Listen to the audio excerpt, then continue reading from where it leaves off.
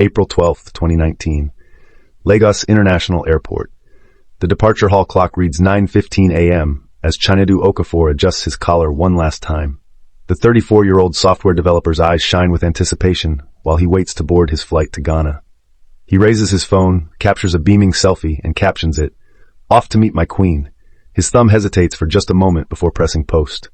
That simple social media update would become the final message Chinedu ever shared. Within 72 hours, this successful Lagos tech professional would be found in a shallow grave outside Accra, his dreams of love transformed into a cautionary tale that would shock two nations. How well do you truly know someone you've met online? What makes intelligent, successful people ignore warning signs when their hearts are involved? At what point did romance scammers decide that stealing money wasn't enough, that taking lives could be more profitable? Welcome to Guilty Minds Crime Stories, where we explore real cases to help protect you from becoming the next victim. I'm your host, Emmanuel, and today's story might save your life or the life of someone you care about.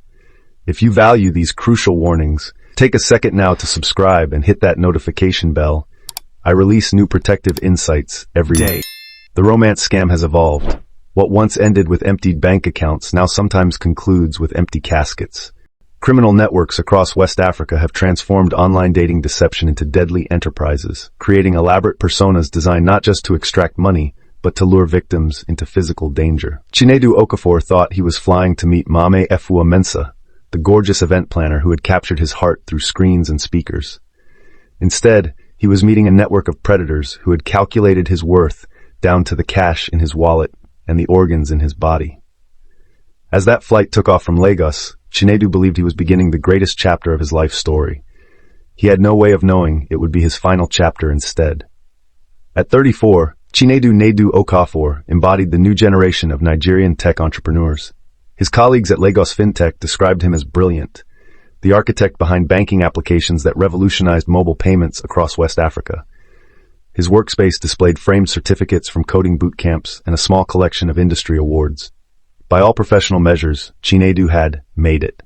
Yet success in code didn't translate to success in love. Friends noticed the contrast between his confident professional demeanor and his hesitant personal life.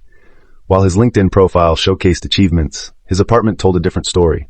Takeout containers, gaming consoles, and the distinct absence of photographs with loved ones.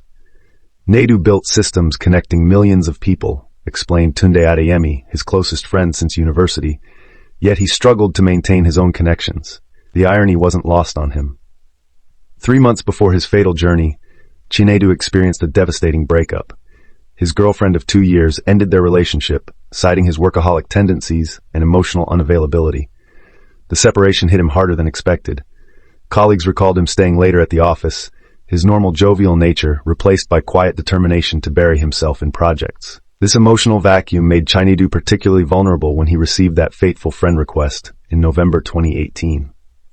Like many successful professionals, his digital footprint was extensive, LinkedIn displaying his career trajectory, Instagram showcasing occasional travels, and Facebook revealing personal interests. This public information provided perfect ammunition for targeted manipulation. These criminals study their marks, explained cybersecurity expert Dr. Olusegun Adebayo.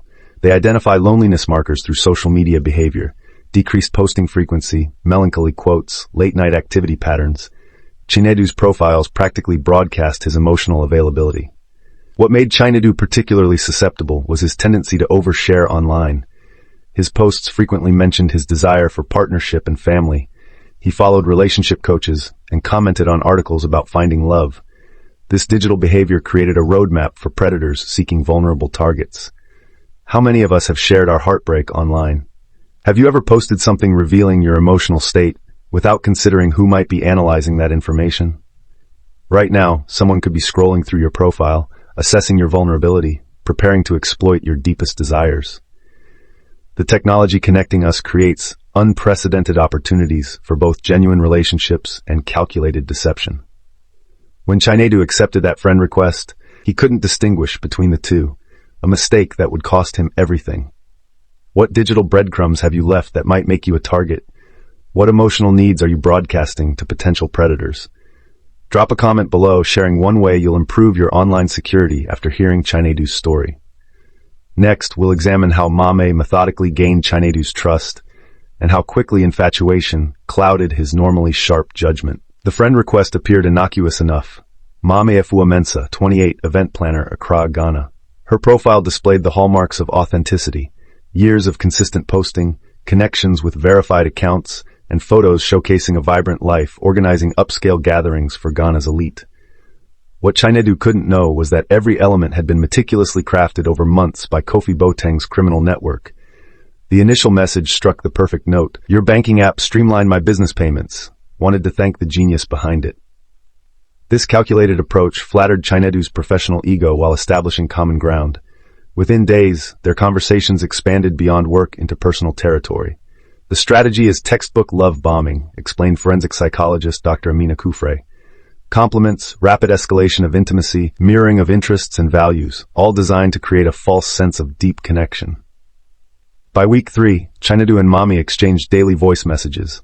Her Ghanaian accent, warm laughter, and detailed stories about her event planning business added layers of credibility. Each communication built upon previous conversations, creating an illusion of organic relationship development. Digital forensics would later reveal how calculated this progression was. Kofi Boateng maintained detailed notes on Chinedu's responses, preferences, and vulnerabilities. Like a military operation, noted Detective Inspector Kwame Darko. They documented his favorite music, political views, family dynamics, even his preferred texting times. The relationship accelerated through carefully timed vulnerability disclosures. Mommy shared fabricated struggles, family disapproval of her entrepreneurship, previous heartbreaks, financial challenges expanding her business. Each story mirrored Chinedu's own experiences, creating artificial resonance that deepened his emotional investment. By January 2019, video calls began. This presented technical challenges for the scammers, solved through sophisticated methods. Investigators discovered they used doctored video clips and real-time voiceover technology during brief, often connection-troubled calls. The woman Chinedu saw was actually edited footage of a Ghanaian model whose identity had been stolen. Red flags multiplied as the relationship intensified. Mommy's video calls always occurred in dimly lit rooms. Family emergencies consistently prevented planned introductions to her friends. Her business appeared successful in photos, yet perpetually faced financial crises, requiring immediate assistance. He sent her 950,000 over 3 months, Tunde revealed. Small amounts at first, 25,000 for a vendor deposit, 40,000 for a family medical emergency. The requests gradually increased alongside his emotional investment. When friends questioned these inconsistencies, Chinedu defended Mommy vigorously. This reaction exemplifies cognitive dissonance protection, the psychological phenomenon where individuals reject evidence contradicting beliefs central to their identity or emotional well-being. The scammer creates dependency through manufactured emergencies, explained Dr. Kufre. Each time the victim rescues their romantic interest, neurochemical rewards strengthen the attachment while normalizing the pattern of financial requests. The psychological manipulation peaked in March 2019 when Mommy suggested Chinedu visit Ghana. "I want to wake up beside you," she messaged. "I want to build a future together." The invitation followed a calculated timeline, exactly when victims typically reach maximum emotional investment, but before they consider ending the relationship due to prolonged separation. Chinedu's friend Olabisi recalled his excitement. "He showed me flight options, asked about Ghanaian customs, planned which gifts to bring. When I mentioned my concerns about her constant financial needs, he became defensive. 'You just don't understand our connection,' he said. Have you ever dismissed legitimate concerns from friends about someone you were falling for? What warning signs have you rationalized away when your heart was involved? Share your experiences in the comments. Your insight might help someone recognize these dangerous patterns before it's too late." As Chinedu packed his bags for Ghana, the trap was nearly complete. All that remained was his arrival. The week before his departure, Chinedu transformed into a man possessed by excitement. He shopped for gifts, a gold bracelet, designer perfume, and the latest iPhone. Colleagues noticed his distraction during meetings as he scrolled through Accra tourist sites. His calendar block simply read, "Meeting my future." At his apartment, Tunde watched with growing unease as Chinedu withdrew 500,000 from his savings. "Why bring so much cash?" Tunde questioned. "Ghana has ATMs." Chinedu laughed off the concern. "First impressions matter. I want to treat her properly without worrying about card issues." Olabisi made one final attempt at intervention the night before the flight. "Let me see her LinkedIn," she suggested. "My cousin works in event planning in Accra. Chinedu's excuse came quickly. Mommy kept her business separate from personal relationships for security reasons. The conversation ended with tension between the friends. April 12th arrived with clear skies. Chinedu's mother called with traditional travel prayers while he packed his passport, gifts, and cash into his carry-on bag. His excitement was evident in text messages sent that morning. 7:13 a.m., can't believe today's the day. 4:45 a.m., at the airport now. Next stop, my future wife. Boarding soon, will call when I land. The boarding gate security camera captured his final moments on Nigerian soil, checking his reflection in his phone camera, straightening his collar, practicing his smile. At 10:15 a.m., flight NG307 departed Lagos for the 45-minute journey to Accra. Kotoka International Airport's CCTV system documented Chinedu's arrival at 11:42 a.m. He cleared immigration by 12:25 p.m., looking repeatedly toward the arrival area. The footage shows his face brightening upon seeing someone off camera. He walks forward, embraces a woman in a yellow dress, and follows her toward the exit. A male driver takes his luggage. This would be the last confirmed sighting of Chinedu Okafor alive. The disappearance timeline reveals the calculated efficiency of his killers. 12:55 p.m., Chinedu sends a voice message to his mother. Landed safely. Meeting mommy now. Call you tonight. Airport security footage confirms this message was sent from the passenger pickup zone. 1:30 p.m., located from Chinedu's phone shows movement toward Tema, a port city east of Accra. 3:50 p.m., his final WhatsApp message to mommy reads, "The juice tastes strange. Did you add something special?" This message was never delivered. 7:20 p.m., Tunde sends the first of many unanswered messages. By the following morning, Chinedu's phone goes directly to voicemail. His social media accounts show no activity. His scheduled video call with his mother never happens. Before we continue with the investigation into Chinedu's disappearance, I need your help to protect others from similar fates. Hit the like button right now and subscribe if you haven't already. Your engagement helps this warning reach potential victims before they book similar flights. Let me know in the comments if you've ever traveled to meet someone you met online. What safety precautions did you take? Now let's examine how authorities pieced together what happened after Chinedu left that airport. 6 days after Chinedu's arrival, Ibrahim Mensa began his morning farm routine on the outskirts of Tema. His dog's frantic barking drew him to a disturbed patch of earth near the property line. What he discovered launched an international investigation that would expose a deadly criminal network operating across West Africa. The soil looked recently turned, Ibrahim later testified. When I saw a hand, I dropped my tools and called police immediately.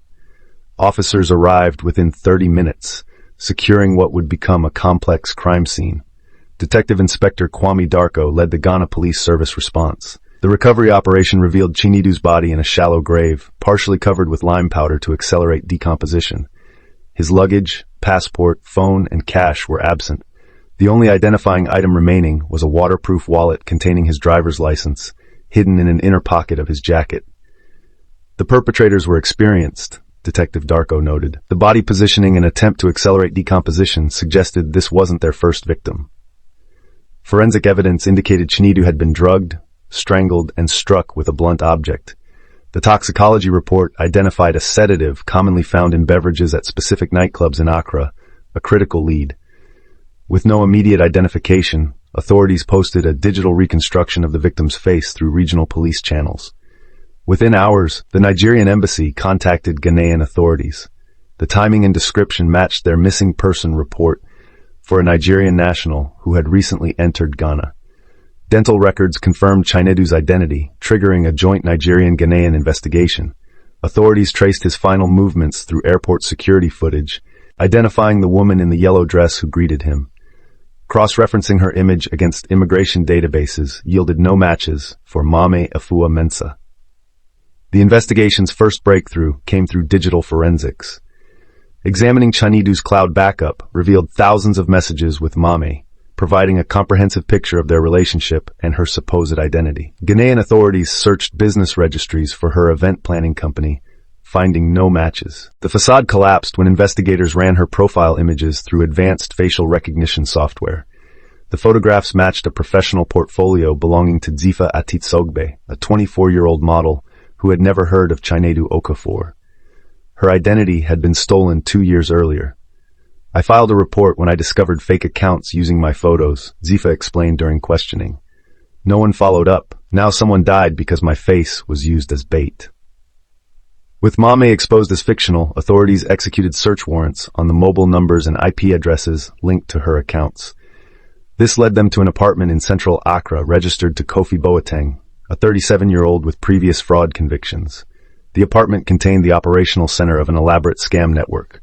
Police discovered 6 laptops running multiple dating profiles targeting men across West Africa, voice modulation software to simulate female voices during calls, SIM card collections from Ghana, Nigeria, Togo, and Côte d'Ivoire, notebooks detailing victim information, including Chinedu's personal data, a calendar tracking client visits, and assigned team members, digital banking records showing transfers exceeding $45,000 from various victims.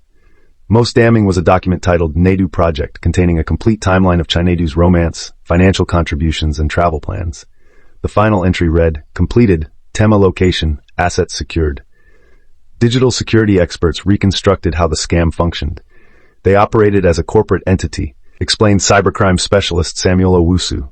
Different team members handled specific roles: profile management, voice communication, video editing, financial extraction, and physical meeting coordination, their euphemism for the final stage. The technical sophistication extended to video calls. The team used deepfake technology combined with pre-recorded video segments to create convincing interactions. Background noise files simulated busy event venues or traffic to explain poor connections. Have you checked whether your photos appear in reverse image searches? Could someone create a digital clone of your online presence to target others? What verification steps do you require before meeting someone from the internet? Your personal security protocols might determine whether you become a victim or survivor. As investigators prepared arrest warrants, they discovered Chinedu wasn't the first target, merely the first to be identified. Kofi Boateng operated less like a traditional criminal and more like a CEO. Before turning to romance scams, he worked legitimately in Ghana's banking sector, acquiring financial knowledge he later weaponized. His criminal record included 3 fraud convictions, yet he repeatedly avoided significant prison time through legal technicalities and alleged bribery. His operation employed 4 permanent staff members, each with specialized roles. Abena Nyarko served as the welcomer, the woman in the yellow dress who greeted victims at airports. With a background in hospitality and fluency in 4 languages, she could adapt her persona to match victim expectations. Her criminal involvement began after accumulating gambling debts to Boateng's associate. Brothers Kwesi and Fifi Mensah handled what the group coldly termed asset acquisition, the physical violence and disposal of victims. Former security guards with military training, they maintained a workshop near Tema, where victims were taken after arrival. Joseph Otto managed technical operations, creating fake profiles, editing videos, and ensuring digital communications remained untraceable. A college dropout with exceptional computer skills, he maintained the infrastructure that made the scams believable. Police investigations revealed 7 previous victims who survived encounters with Boateng's network. These individuals, primarily businessmen from Nigeria, Cameroon, and Côte d'Ivoire, lost amounts ranging from $3,000 to $18,000. Most were too embarrassed to report their experiences, fearing professional repercussions and personal humiliation. One survivor, a 42-year-old import-export manager from Lagos, provided crucial testimony. After I arrived, they took me to what they called her office. A man pointed a gun at me and demanded my banking passwords. They held me for 3 days while emptying my accounts, then abandoned me in a remote area without documentation. The business model evolved through 3 distinct phases. Phase 1, financial extraction through online romance without physical meetings. Phase 2, luring victims to Ghana for larger financial theft through intimidation. Phase 3, the deadliest evolution, targeting victims assessed as unlikely to be immediately missed, with robbery expanding to include organ trafficking networks. Financial analysis of Boateng's accounts revealed approximately $280,000 in proceeds over 2 years, funds laundered through legitimate businesses, including a restaurant, a cleaning service, and real estate investments. Law enforcement faced substantial jurisdictional obstacles during the investigation. Digital evidence crossed multiple national boundaries, requiring cooperation between agencies with different protocols and priorities. Corrupt officials occasionally leaked operation details, allowing lower-level associates to escape. These networks exploit gaps between national systems, explained Interpol coordinator Malik Saneh. When evidence, suspects, victims, and digital trails cross borders, investigation complexity increases exponentially. Would you know how to verify someone's identity across international boundaries? Do you realize that professional criminals study potential victims for months before making contact? Has anyone in your circle traveled internationally to meet an online connection without independent verification? The most disturbing aspect of this case isn't just Chinedu's tragic end. It's how easily it could happen again today. Right now, similar networks are targeting individuals who believe their situation is different, unique, special.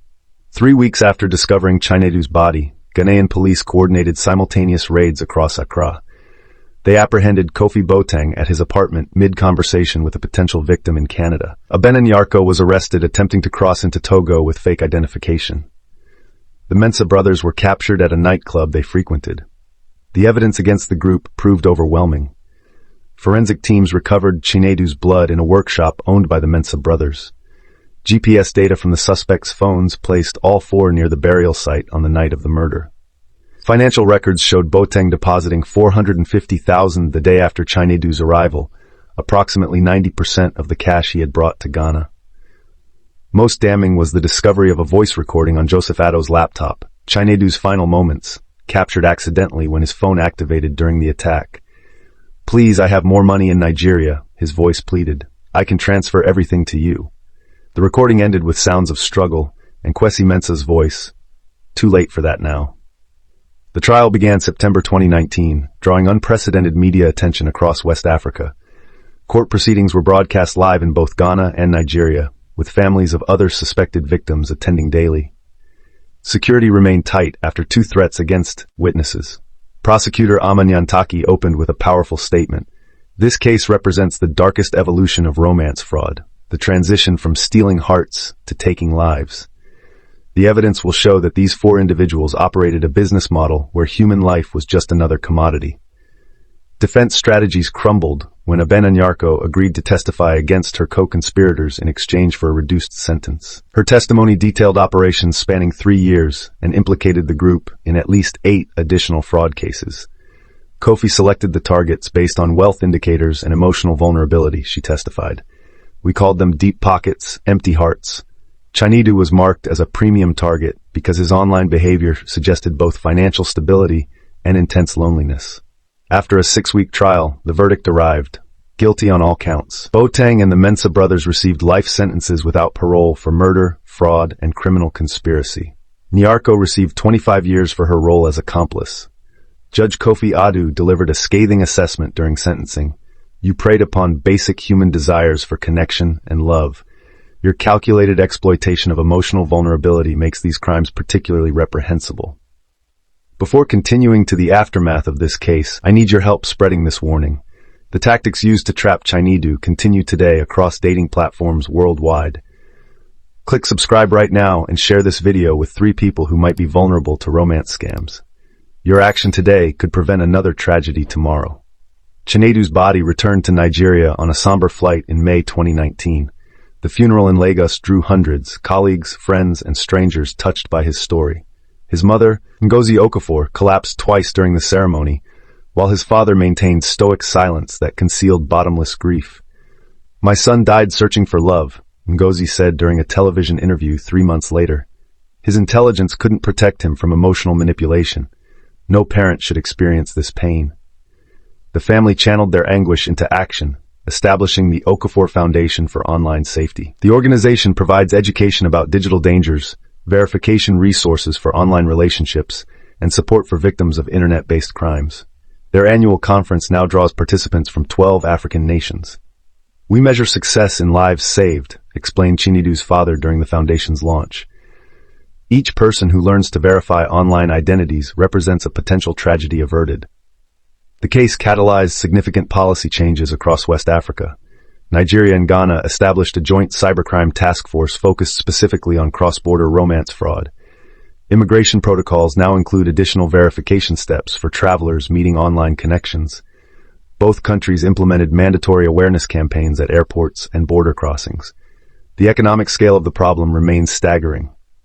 According to the West African Cybersecurity Coalition, romance scams extract approximately $200 million annually from the region, with only 13% of cases reported to authorities. Financial intelligence units identified over 8,000 accounts linked to romance fraud operations in 2023 alone. Romance scammers continuously adapt their methodologies, explained Dr. Olusegun Adebayo, Director of Digital Forensics at the University of Lagos. The latest evolution involves creating entirely fictional identities using AI-generated images that cannot be reverse searched. Voice cloning technology now enables scammers to simulate video calls with minimal technical expertise. Law enforcement agencies across the region report increasing sophistication in criminal networks. Where individual scammers once operated independently, organized groups now employ specialists in psychology, technology, and financial extraction. These operations maintain databases of effective scripts, psychological triggers, and vulnerable targets. Professor Ami Jokoto of the Ghana Institute of Security Studies emphasized the psychological elements. These criminals don't just steal money, they harvest emotional data. Each interaction provides insights they use to refine their approach with future victims. Security experts recommend essential safety protocols for online relationships. 1. Verify identity through multiple channels, including professional networks. 2. Conduct video calls from different angles and with spontaneous timing. 3. Requests specific proof of location and identity that would be difficult to fake. 4. Research their claimed profession, business, and social connections. 5. Maintain contact with trusted friends during initial meetings. 6. Share your location and meeting details with multiple contacts. 7. Meet exclusively in public locations with security personnel. Are these precautions part of your online dating routine? Have you established personal verification protocols before deepening online relationships? What methods do you use to confirm someone's identity matches their claims? Share your safety practices in the comments. Your experience might save someone's life. Chinedu's memory endures through changed policies, increased awareness, and lives protected by his cautionary example. Chinedu Okafor's journey from hopeful lover to tragic victim illuminates crucial warning signs we must recognize. Financial requests escalating alongside emotional connection, resistance to video calls or meetings with friends and family, inconsistent personal stories, rushed timeline towards serious commitment, isolation from your support network. These patterns reveal manipulation, not love. Protect yourself with these non-negotiable safety protocols. First, verify identity through professional and social networks before emotional investment. Second, research their digital footprint across multiple platforms. Legitimate people leave consistent traces. Third, inform multiple trusted contacts about meeting details. Fourth, connect first in public locations with security present. Fifth, maintain regular check-ins with friends during initial meetings. The technology connecting hearts across borders brings both opportunity and danger. Each message exchanged, each photo shared, each call received requires verification before trust. Today at Lagos Tech Hub, where Chinedu once worked, a small memorial stands with his photograph. The plaque reads, "In memory of Chinedu Okafor, 1985 to 2019. May his story protect others." His legacy lives in each person who pauses before boarding a flight, who verifies before trusting, who survives because his story served as warning. What verification steps will you implement after hearing Chinedu's story? How will you protect yourself and loved ones from similar dangers? Share your thoughts below. Your comment might save someone else. Before you leave this video, take 3 actions. Subscribe to receive more potentially life-saving information. Like this video to help others find this warning. Share it with someone whose safety matters to you. Together, we can ensure Chinedu's story prevents countless others. Stay safe, stay vigilant, stay alive.